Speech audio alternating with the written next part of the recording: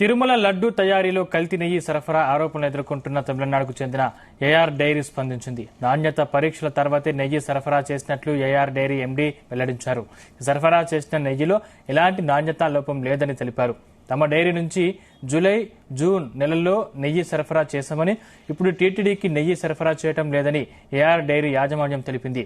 తమ సంస్థ తయారు చేసిన నెయ్యికి ఎలాంటి టెస్ట్ అయినా చేసుకోవచ్చని తెలిపింది. తాము తయారు చేసిన నెయ్యిలో ఎలాంటి కల్తీ లోపాలు లేవని తెలిపింది.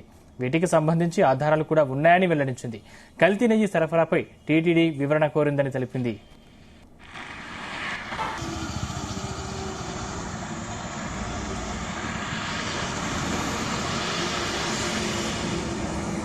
இது ஏஆர் டைரி ஃபுட்ஸ்ல இருந்து திருப்பதிக்கு நாங்க ஜூன் ஜூலைல தான் அனுப்பிச்சிருந்தோம்.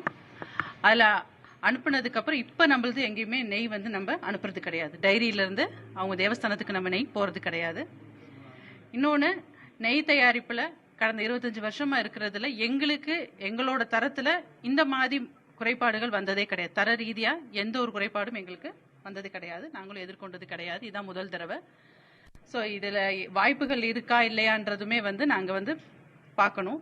இருந்து சாம்பிள்ஸ் வந்து எல்லாமே எடுத்திருக்காங்க. நாங்கள் ஏற்கனவே அனுப்புன டிடிடிக்கு அனுப்புன சாம்பிள்ஸோட ரிசல்ட் டிடிடியோட லேப்லேயே செக் பண்ணியிருக்காங்க. அங்கேயும் எந்த ஃபெயிலியரும் வரல.